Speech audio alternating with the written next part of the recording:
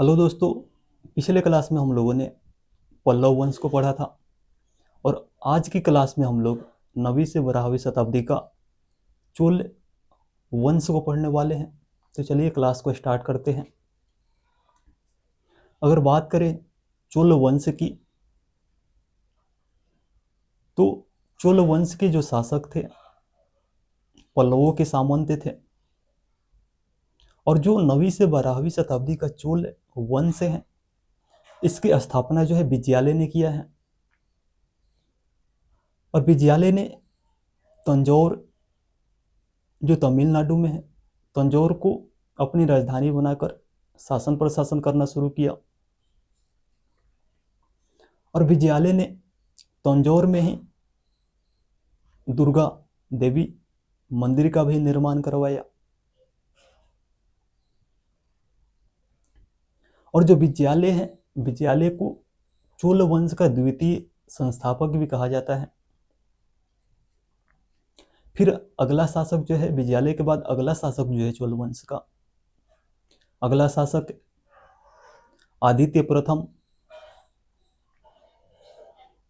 आदित्य प्रथम ने ही पल्लव शासक जो अपराजित वर्मन थे, अपराजित वर्मन से ही टोंड मंडलम का क्षेत्र छीन लिया था। और टोंड मंडलम क्षेत्र को छीनने के उपलक्ष्य में ही आदित्य प्रथम ने कुंड राम की उपाधि धारण किया था। कुंड राम की उपाधि जो है आदित्य प्रथम ने धारण किया था।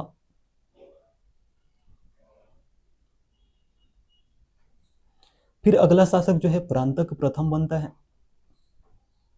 और प्रांतक प्रथम ने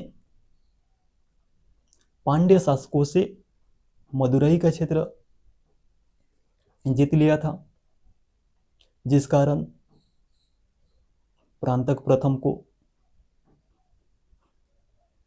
प्रथम ने मदुरई कोंड की उपाधि धारण की।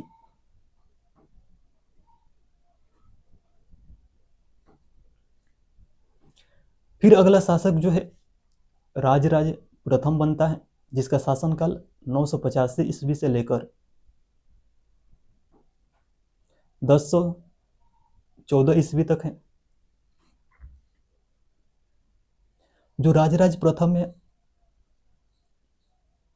यह चोल वंश का प्रथम महान शासक था।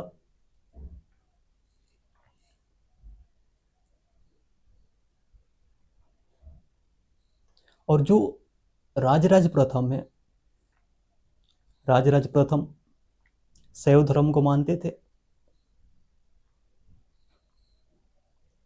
और राजराज प्रथम ने अपनी राजधानी तंजौर में बृहदेश्वर मंदिर या राजराजेश्वर शिव मंदिर का निर्माण करवाया। और जो राजराज प्रथम है, राजराज प्रथम को अरिमोली वर्मन के नाम से भी जाना जाता है। राजराज प्रथम ने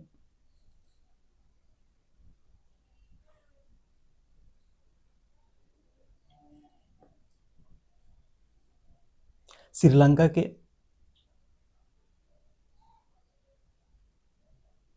शासक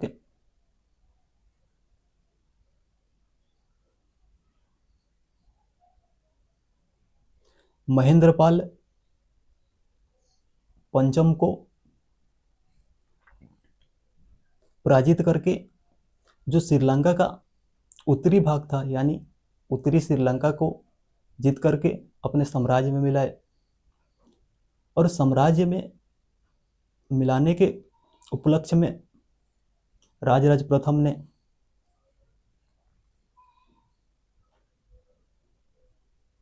मामुंडी चोल मंडलम की उपाधि धारण किया। और फिर अगला शासक जो है राजेंद्र प्रथम बनता है, जो चोल वंश का सबसे महान शासक था।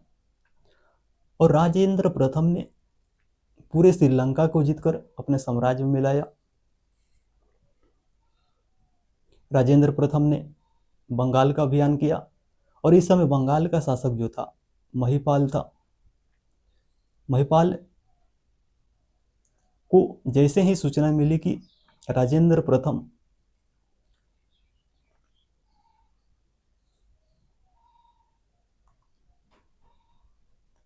बंगाल आ रहा है, तो महिपाल ने बंगाल छोड़कर भाग गए और राजेंद्र प्रथम बंगाल को जीतने के उपलक्ष्य में गंगई चोलदेव की उपाधि धारण की। और जो राजेंद्र प्रथम थे, राजेंद्र प्रथम ने गंगई चोलपुरम नामक नगर की स्थापना किया और उसे अपनी राजधानी नगर भी बनाया। और गंगई चोलपुरम में एक तालाब का निर्माण करवाया जिसे चोलगंगम के नाम से जाना जाता है। और जो राजेंद्र प्रथम है, राजेंद्र प्रथम को दक्षिण भारत का नेपोलियन कहा जाता है। फिर अगर बात करें चोल वंश के अंतिम शासक की, अगर बात करें तो चोल वंश का अंतिम शासक जो है राजेंद्र तृतीय।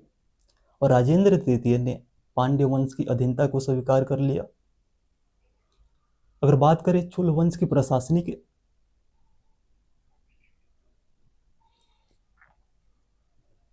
व्यवस्था की, अगर बात करें तो चोल काल में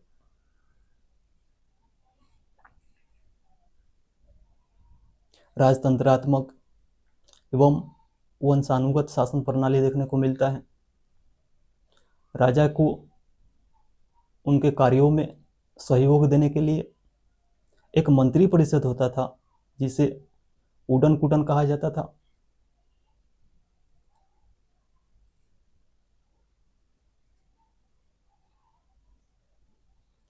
और चोल काल में प्रशासनिक व्यवस्था को दो भागों में बांटा गया था। एक था केंद्रीय प्रशासन और दूसरा था स्थानीय स्वशासन। केंद्रीय स्वशासन को पदाधिकारी के आधार पर दो भागों में बांटा गया था।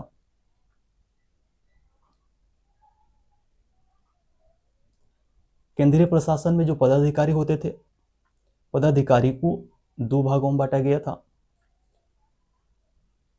उच्च वर्ग के या बड़े अधिकारी को पेरुंद्रम, निम्न वर्ग या छोटे अधिकारी जो होते थे उन्हें सेरुंद्रम कहा जाता था।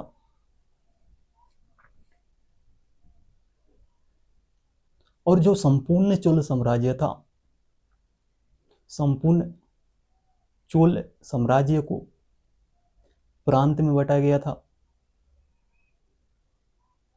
प्रांत को मंडल कहा जाता था और प्रांत को कमिश्नरी में बांटा गया था। कमिश्नरी को बलनाडु कहा जाता था और कमिश्नरी को जिला में बांटा गया था। जिला को नाडु कहा जाता था। जिला को प्रखंड में बांटा गया था और प्रखंड को कर्रम कहा जाता था। फिर प्रखंड को गांव में बांटा गया था और गांव जो था प्रशासनिक व्यवस्था की सबसे छोटी इकाई था।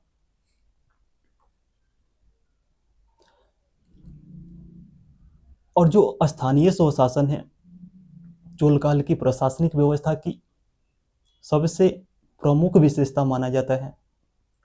चोल काल में गांव को तीन भागों में बांटा गया था। चोल काल में गांव को दो भागों में बांटा गया था। लेकिन वहीं अगर पूछा जाए तो चोल काल में विशेष वर्गों की उपस्थिति के आधार पर गांव को 3 भागों में बांटा गया था।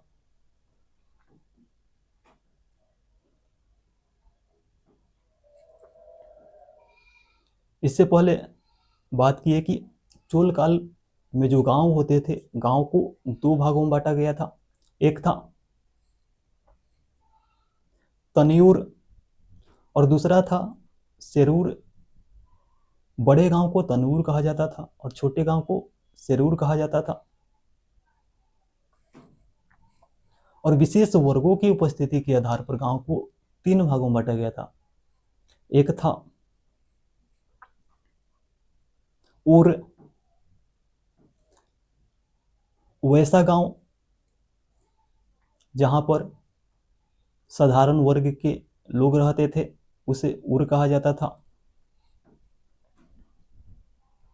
वैसा गांव जहां पर ब्राह्मण रहते थे, उसे सभा कहा जाता था।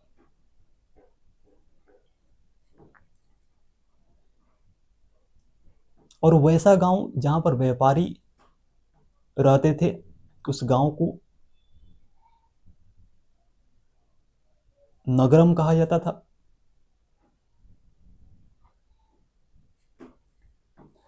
और अगर बात करें तो चोल काल में ही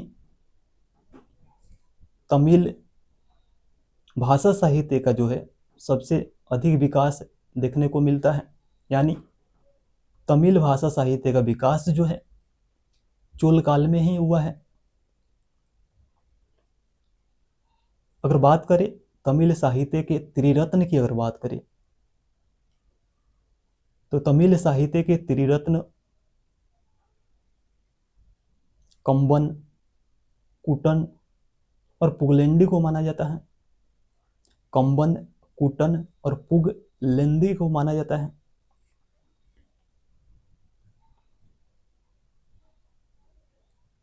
और जो चोल वंश के शासक थे, चोल वंश के शासकों ने मुख्यतः शैव धर्म को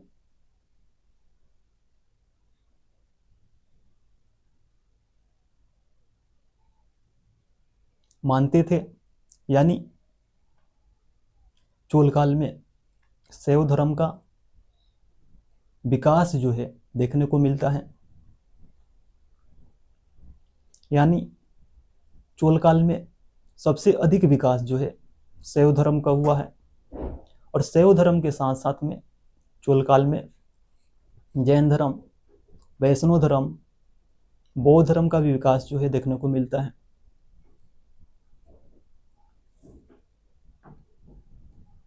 चोल काल में ही राजा के मूर्ति बनाकर उसे मंदिर में रखा जाता था और उसकी पूजा किया जाता था। चोल काल के पहले भी कुषाण काल में आप लोग देखे थे कि मूर्ति बनाकर मूर्ति की पूजा किया जाता था, लेकिन उस समय मंदिर का विकास नहीं हुआ था। जो मंदिर का विकास गुप्त काल में हुआ था। इसीलिए कुषाण शासकों की जो मूर्ति है मंदिर में नहीं रखा जाता था, बल्कि मंदिर के बाहर ही मंदिर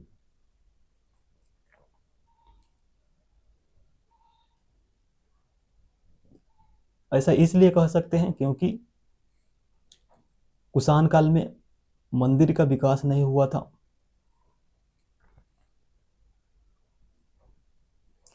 तो इन सभी बातों को हमें चोल काल में पढ़ना है। तो चलिए इन सभी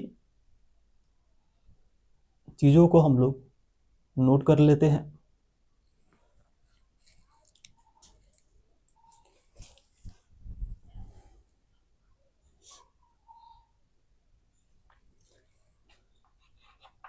चोल वंश यह चोल काल 9वीं से 12वीं सदी का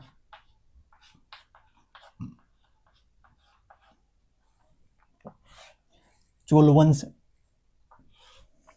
और चोल वंश जो है, चोल वंश की स्थापना जो है, लेकिन उससे पहले जान लेते हैं कि जो चोल वंश के शासक थे ये पल्लवों के सामंत थे।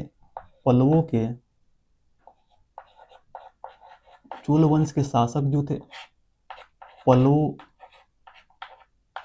के सामंत थे।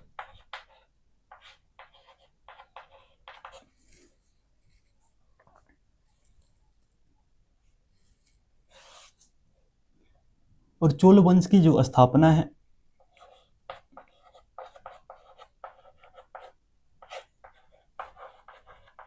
विजयालय ने किया है।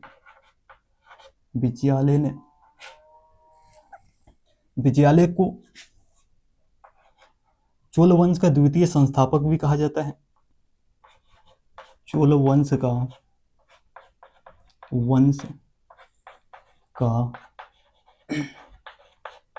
द्वितीय संस्थापक भी कहा जाता है। और जो विजयालय है, विजयालय ने तंजौर को अपनी राजधानी बनाकर शासन प्रशासन करना शुरू किया। तंजौर को अपनी राजधानी बनाकर शासन प्रशासन करना शुरू किया। और तंजौर में ही देवी दुर्गा मंदिर का निर्माण करवाया विजयालय ने। फिर विजयालय के बाद अगला शासक जो है आदित्य प्रथम।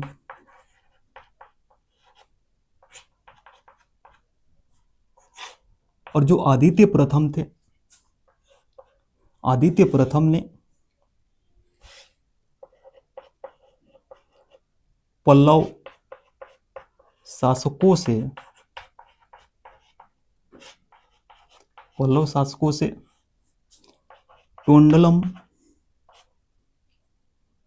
टोंडमंडलम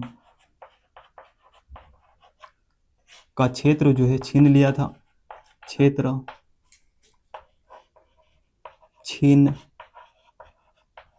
था। जिसके उपलक्ष्य में आदित्य प्रथम ने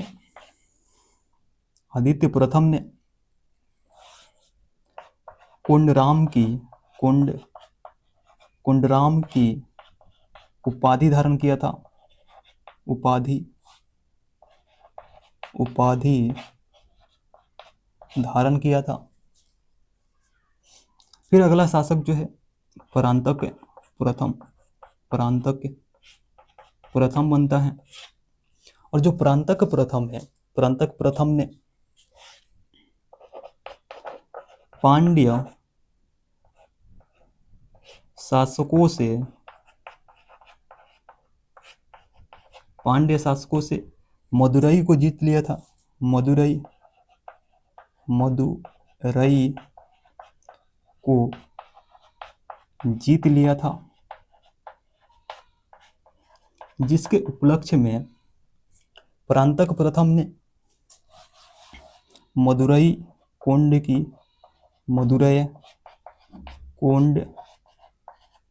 की उपाधि जो है धारण किया था। कोंड की उपाधि धारण किया था। फिर परांतक प्रथम के बाद में अगला शासक जो है राजराज प्रथम बनता है।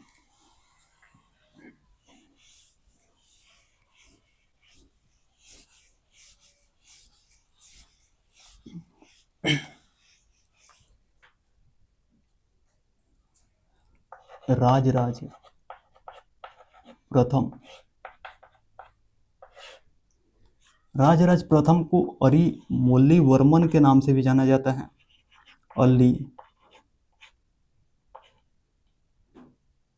अरिमोल्ली वर्मन के नाम से भी जाना जाता है। अरिमोल्ली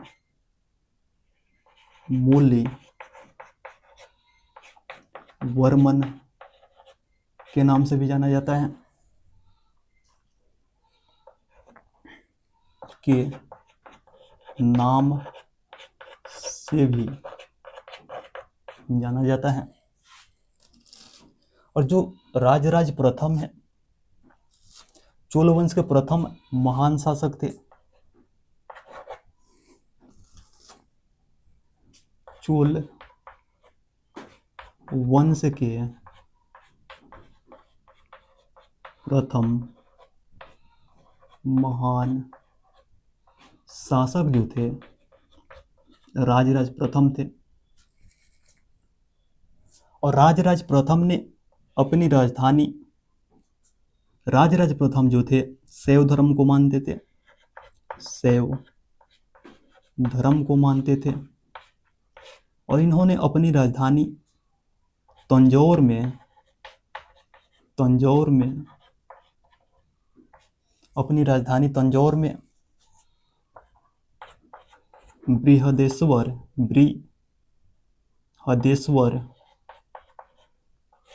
शिव मंदिर या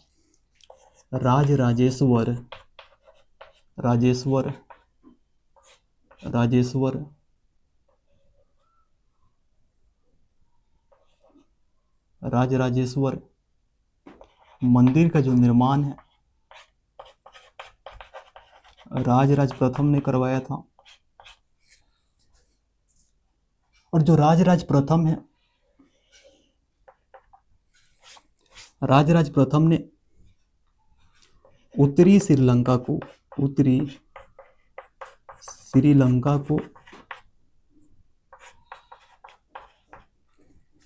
जीतकर उत्तरी श्रीलंका को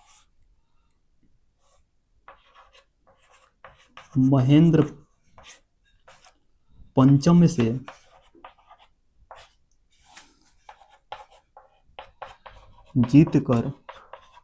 जीतकर अपने साम्राज्य में मिलाया था।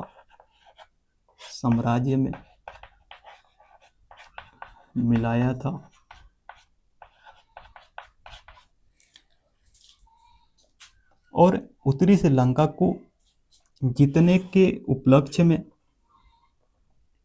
राजराज प्रथम ने मामुंडी चोल मंडलम की उपाधि धारण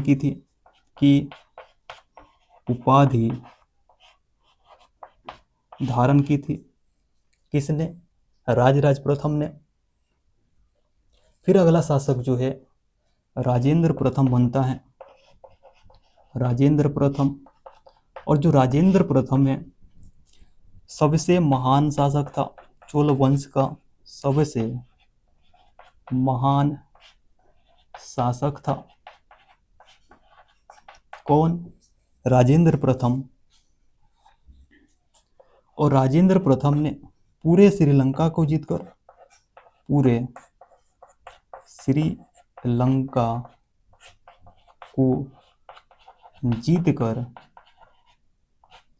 अपने साम्राज्य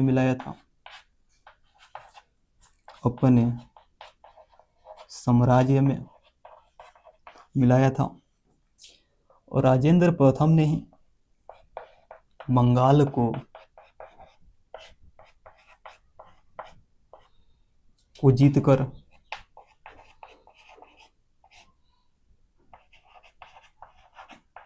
अपने साम्राज्य में मिलाया। और इस समय बंगाल का जो शासक था महिपाल था।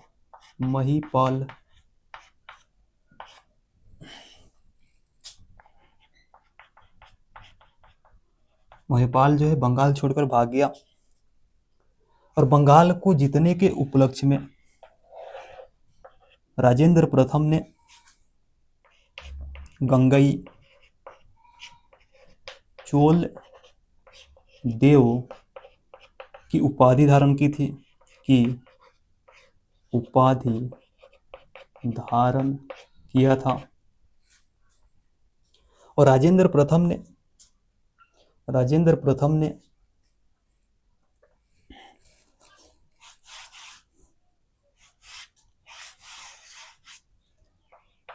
गंगई चोलपुरम को राजधानी नगर बनाया।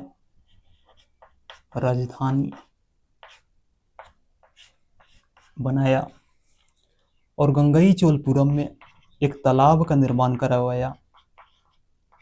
उस तालाब का नाम था चोलगंगम।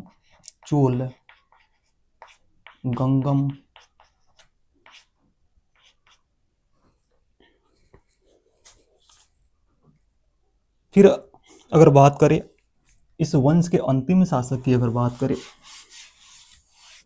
तो इस वंश के अंतिम शासक जो है राजेंद्र तृतीय था। और राजेंद्र तृतीय ने पांड्य वंश की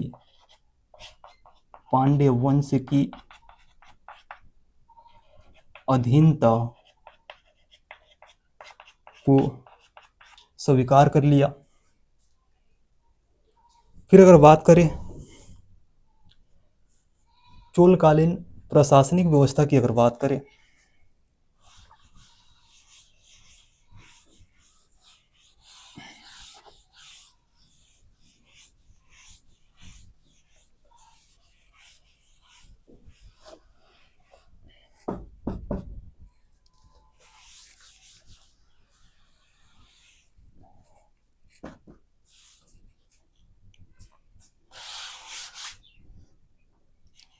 चोलकालीन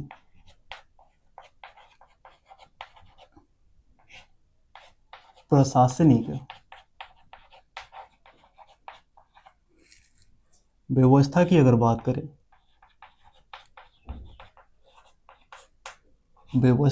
बात करें तो चोल काल में राजतंत्रात्मक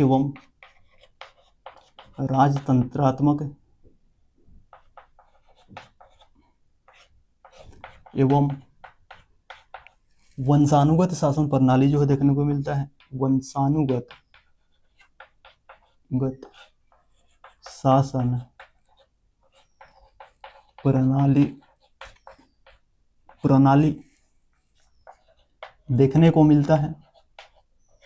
को मिलता है।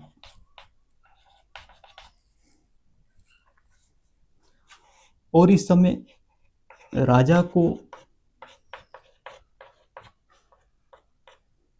उसके कार्यों में सहयोग देने के लिए एक मंत्री परिषद होता था। कार्यों में सहयोग देने के लिए एक मंत्री परिषद होता था। मंत्री परिषद होता था जिसे उडन कुटन कहा जाता था। उडन कुटन कहा जाता था। और चोलकालीन प्रशासनिक व्यवस्था को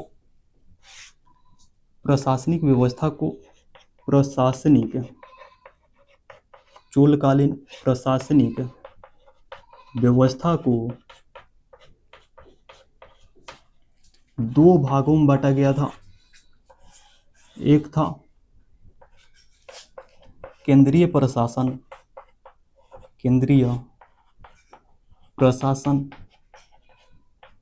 और दूसरा था स्थानीय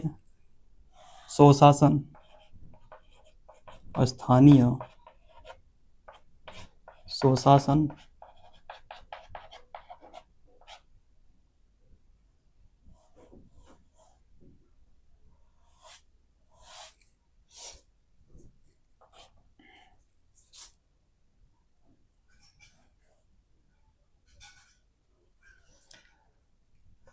और जो केंद्रीय प्रशासन था, केंद्रीय प्रशासन को पदाधिकारी के आधार पर, पदाधिकारी के आधार पर इसको दो भागों में बांटा गया था। एक था पेरुंद्रम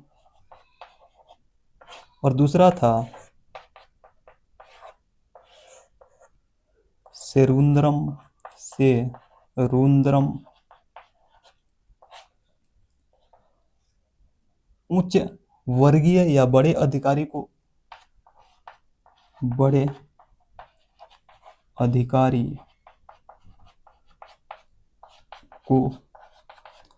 पेरुंद्रम और छोटे अधिकारी को सेरुंद्रम कहा जाता था। और पूरे चोल साम्राज्य को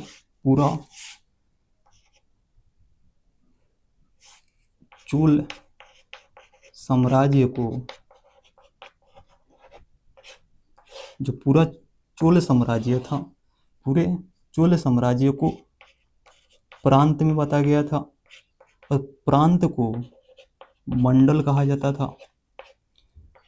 प्रांत को कमिश्नरी में बांटा गया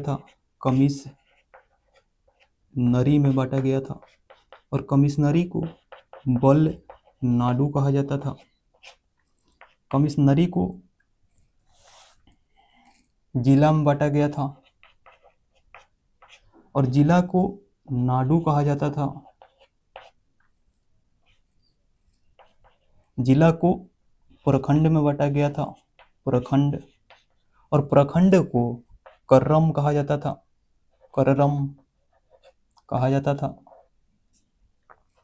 और प्रखंड को गांव में बांटा गया था। और गांव जो था प्रशासनिक व्यवस्था की सबसे छोटी इकाई थी।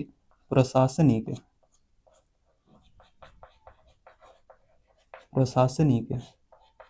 व्यवस्था की सबसे छोटी इकाई जो है गांव था इकाई। और जो स्थानीय स्वशासन है, यह चोलकालीन प्रशासनिक व्यवस्था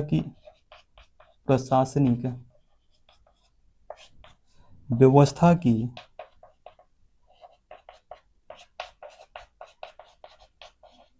सबसे प्रमुख विशेषता थी।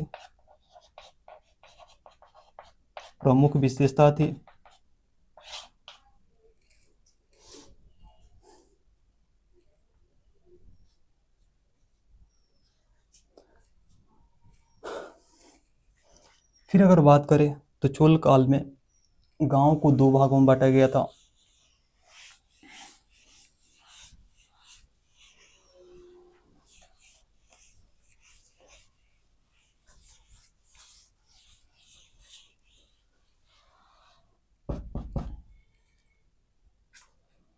चोल काल में गांव को दो भागों में बांटा गया था। दो भागों में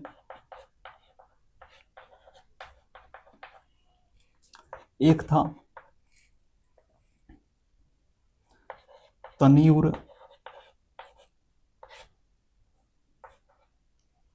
और दूसरा था सेरूर।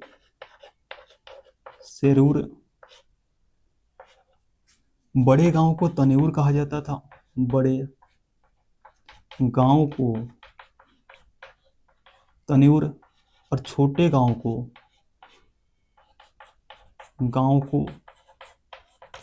शेरूर कहा जाता था। और विशेष वर्गों की उपस्थिति के आधार पर, विशेष वर्गों की उपस्थिति के आधार पर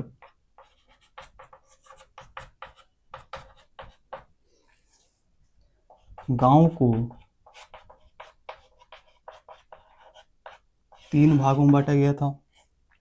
पहला था उर, दूसरा सभा और तीसरा नगरम।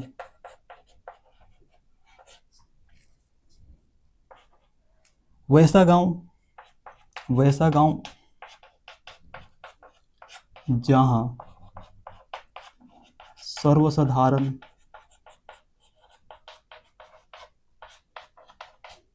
वर्ग के लोग रहते थे, उस गांव को उर कहा जाता था। और वैसा गांव जहां ब्राह्मण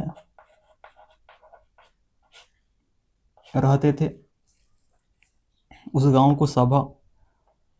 और जिस गांव में व्यापारी रहते थे, उस गांव को नगरम कहा जाता था।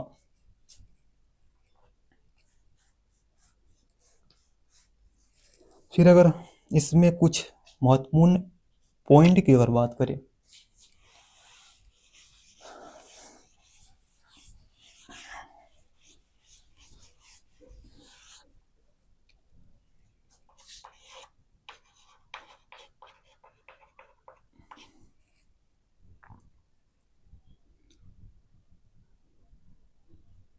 तो तमिल भाषा साहित्य का विकास जो है, चोल काल में हुआ था।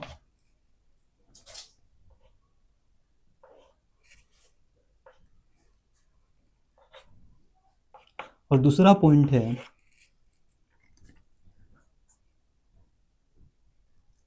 तो जो चोल काल है, चोल काल में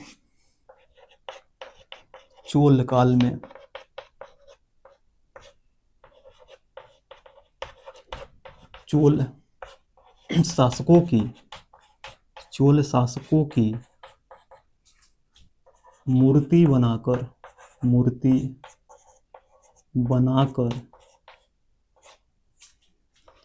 उसको मंदिर में रख कर पूजा किया जाता था।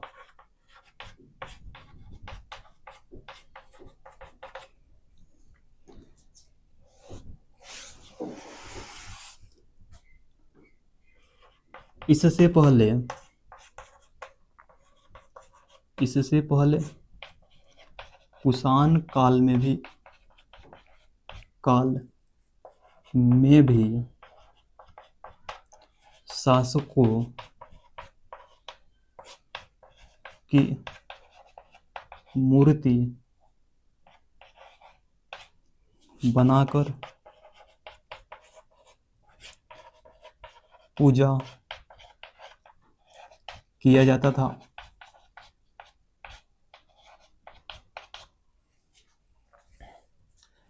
और बात करें तमिल साहित्य के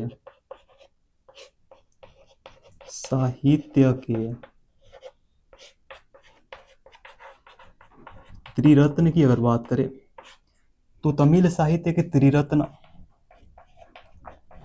कंबन, कुटन और पुगलेंडी को माना जाता है।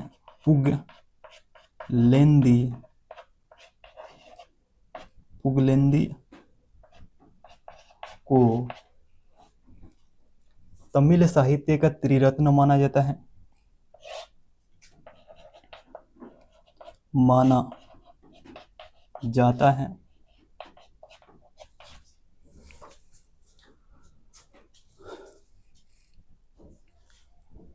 तो जो 9वीं से 12वीं शताब्दी का चोल साम्राज्य था उसको हम लोग आज की क्लास में पढ़ लिए।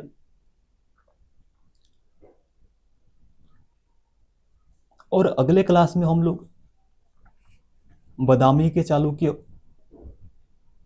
को पढ़ने वाले हैं और बादामी के चालुक्य के बाद हम लोग राष्ट्रकूट वंश को पढ़ेंगे। तो चलिए मिलते हैं अगले क्लास में। जय हिंद दोस्तों।